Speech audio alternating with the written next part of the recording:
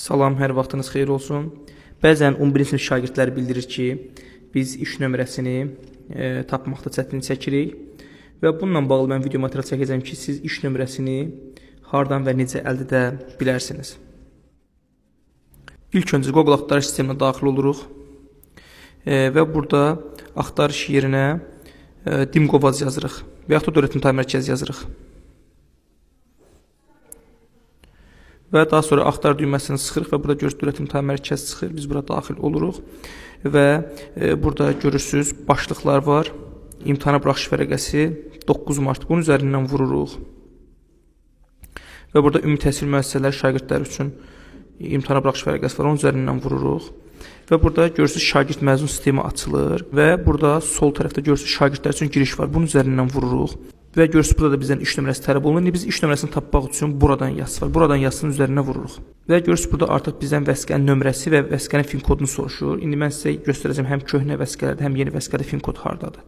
Yaxud da ki, siz bunu Google axtarış sistemində şagird məzun sistemi yazaraq da axtarışa vura bilərsiniz. Elə şagird məzun sistemi yazısı üzərindən vurursunuz, yenə də bizi gətirib bura çıxarır. Və buradan biz yenə də şagirdlər üçün giriş hissəyə vururuq və buradan yazısının üzərinə yenə vuraraq həmin hissəyə daxil olacaq və burada bizdən vəsiqənin nömrəsi soruşur. İndi sizə göstərim. Köhnə şəxsiyyət vəsiqələrində vəsiqənin nömrəsi yerinə burada işarələnmiş 9 rəqəmli simvol yazırsınız, AZ sözünü yazmırsınız. Yeni nəsil şəxsiyyət vəsiqələrində vəsiqənin nömrəsinə AA ilə başlayan 9 rəqəmli simvol yazırsınız. Ən son təqdim olunan şəxs vəsiqələrində vəsiqənin nömrəsi burada AB ilə başlayır. AB ilə başlayan hissəni yazırsınız. Köhnə vəsiqələrdə fin kod görürsünüz burada son 8 rəqəmindən 7-sidir. Yeni nəsil şəxs vəsiqələrində fin kod identifikasiya nömrəsi yazılmış 7 rəqəmli simvoldur.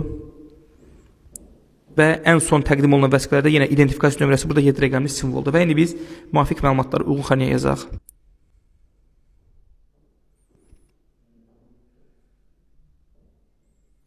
Və daha sonra biz fin kodumuzu yazırıq.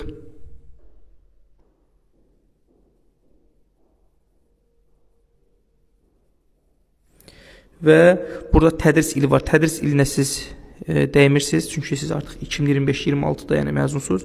Və burada yazılmış hərfləri olduğu kimi biz bu hissəyə daxil edirik və daha sonra daxil düyməsini sıxırıq. Ola bilər burada daxil düyməsini sıxanda sizdə yazsın ki, məlumatlar tapılmadı. Siz bura giriş edəndə, yəni hər hansı bir problem yaransa, bunu siz məktəbdə bildirərsiniz. Məktəbdə sinif rəhbəri və yaxud da bu sənəd işlərinə baxan belə deyək, məsul şəxs sizə iş nömrənizi deyəcək. Əgər burada siz daxil düyməsini sıxanda ekranda belə bir şey, məlumat tapılmadı, yanlış sorğu vermədiyinizə əmin olun. Belə bir yazı gəlirsə, yəni tapa bilmirsə, yəni məlumatları düzgün dəfələrlə daxil etsəz də yenə məlumat çıxmırsa, dediyim kimi sinif rəhbərinə yaxud da məktəb rəhbərinə bildirə bilərsiniz. Amma indi bizdə məlumatlar ekrana çıxır və burada görürsünüz iş nömrəsi yazılmış 8 rəqəmli simvol dairəyə aldığımız bu bizim iş nömrəmiz. Yəni biz buradan artıq iş nömrəsini öyrənmiş olduq. Və indi isə digər tərəfdən də iş nömrəsinin tapılma qaydasını göstərim. Və biz yenə də axtarış yerində Dimqovaz yazırıq və burada daxil oluruq. Və burada 3 xətt var. Bu 3 xəttin üzərindən vuraq. Və burada bizə şəxs kabineti yazır. Şəxs kabinetə daxil oluruq. Və təbii ki, burada giriş hissə var. Giriş hissəyə biz istifadəçi adı, yəni fin kodumuzu yazırıq. Artıq mən sizə əvvəldə fin kodun nə olduğunu göstərdim və indi biz öz fin kodumuzu bura daxil edək. Və daha sonra davam et düyməsini sıxırıq və bizdən buradan parol soruşur. Biz şəxsi kabineti yaradan zaman təyin etdiyimiz parolu bura yazırıq və daha sonra daxil düyməsini sıxırıq. Və biz şəxs kabinetə daxil olduqdan sonra görürsünüz burada yazılıb elektron xidmətlər. Həmin bu elektron xidmətlərin üzərindən vuraq. Elektron xidmətlərin üzərindən vuranda görürsünüz burada bizim elektron ərizəmiz təsdiq olunduğunu göstərir 1902 və biz burada elektron ərizənin nömrəsi var.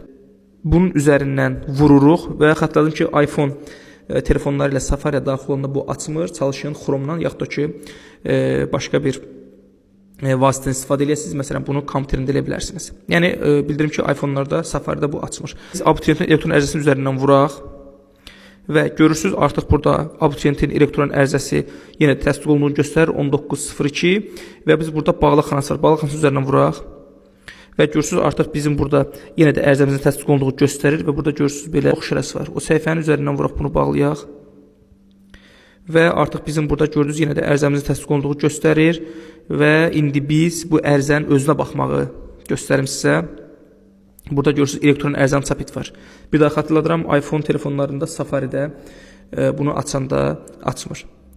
Və indi biz Chrome-dan istifadə edirik və görürsünüz artıq bunun üzərindən vuranda bizim burada elektron ərizəmiz çıxdı. Yenə təsdiq olunduğu tarix göstərir və eyni zamanda burada 8 rəqəmli iş nömrəsi var. Bu 8 rəqəmli şagirdin iş nömrəsi buraxılış vərəqəsini təyin edən zaman istifadə etdiyimiz iş nömrəsidir. Və indi biz həmin bu iş nömrəsini buradan artıq götürdük və biz iş nömrəmizi öyrənmiş olduq. Yəni iş nömrəsini öyrənməyin iki yolu var. Bir, şagird məzun sisteminə daxil olursunuz, oradan fin kodunuzu və vəsiqəniz nömrəsini yazırsınız. Digər tərəfdən şəxs kabinetinə daxil olaraq təsdiq etdiyiniz elektron ərizədən şagirdin iş nömrəsini siz buradan öyrənmiş olursunuz. Və şagirdin iş nömrəsini öyrəndikdən sonra buraxılış vərəqəsini çap etmək sizin üçün rahatdır və Şəhid Əzizov YouTube kanalında mən bununla bağlı material paylaşmışam. Videolar hissəsinə daxil olaraq burada imtahana başvuru vərəqəsi və digər məlumatları buradan baxa bilərsiniz. Bu şəkildə siz artıq iş nömrənizi öyrənmiş olursunuz. Bütün abituriyentlərə uğurlar arzu edirəm.